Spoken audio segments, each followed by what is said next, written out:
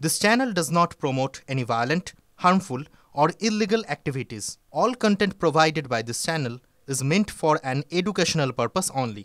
Top quality और consistent performance के लिए सिर्फ सिल्वर पंप नाम याद रखना। আম বাগানে ছড়িয়ে ছিটিয়ে পড়ে তাজা বোমা, আতঙ্কে নদিয়ার শান্তিপুরে মিলের মাঠ এলাকার বাসিন্দারা।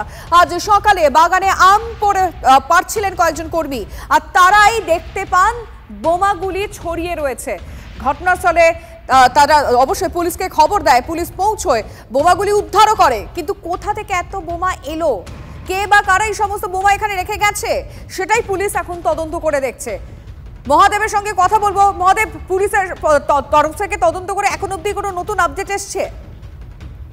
দাদা, এখনো প্রাথমিকভাবে যেটা জানা গেছে যে বোমাগুলিকে উদ্ধার করা হয়েছে, কিন্তু যেটা বলা হচ্ছে যে দেখো গাছের মধ্যে রয়েছে পাকা আম, আর সেই পাকা আম আর নিচেই রয়েছে কিন্তু বোমা।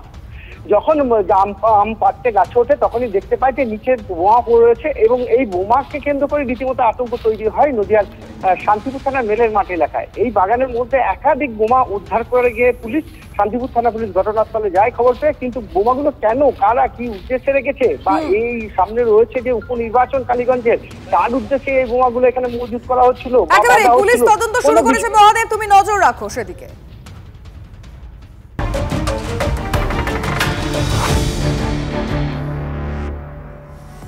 ভোটারদের মনোবল বাড়াতে কালীগঞ্জে রুট মার্চ বাহিনীর। কালীগঞ্জ বিধানসভা এলাকায় 13টি পঞ্চায়েত রয়েছে। প্রতিটি পঞ্চায়েত এলাকায় রাজ্য পুলিশকে সঙ্গে নিয়ে রুট মার্চ বাহিনীর বিভিন্ন এলাকায় ঘুরে মানুষের সঙ্গে কথা বলছে বাহিনীর সদস্যরা। ভোটারদের সাহস যোগাচ্ছে কেন্দ্রীয় বাহিনী।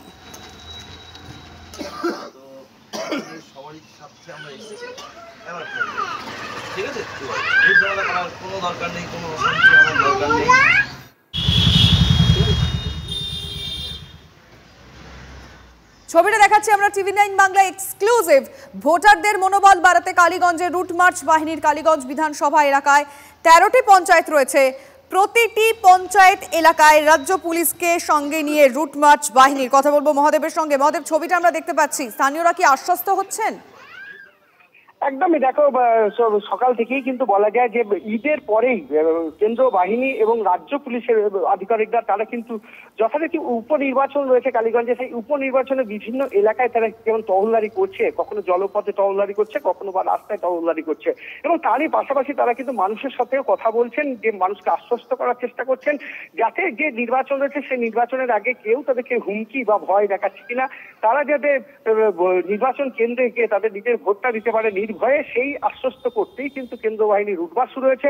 তোমার বলি যে দেখো, নির্বাচনকে কেন্দ্র করে নির্বাচন কমিশন যে 14 কোম্পানির কেন্দ্র বাহিনী মোতায়েন করা হয়েছে, সেই 14 কোম্পানির কেন্দ্র বাহিনী কিন্তু যথারীতি এলাকায় টহলদারি শুরু করেছে, এবং যে 13টি পঞ্চায়েত রয়েছে সেই পঞ্চায়েতের বিভিন্ন এলাকায় তারা কিন্তু টহলদারি করছে রাজ্য পুলিশের সঙ্গে নিয়ে, এবং সাধারণ মানুষের সাথে তারা কথা বলছেন। ধন্যবাদ মহোদয়।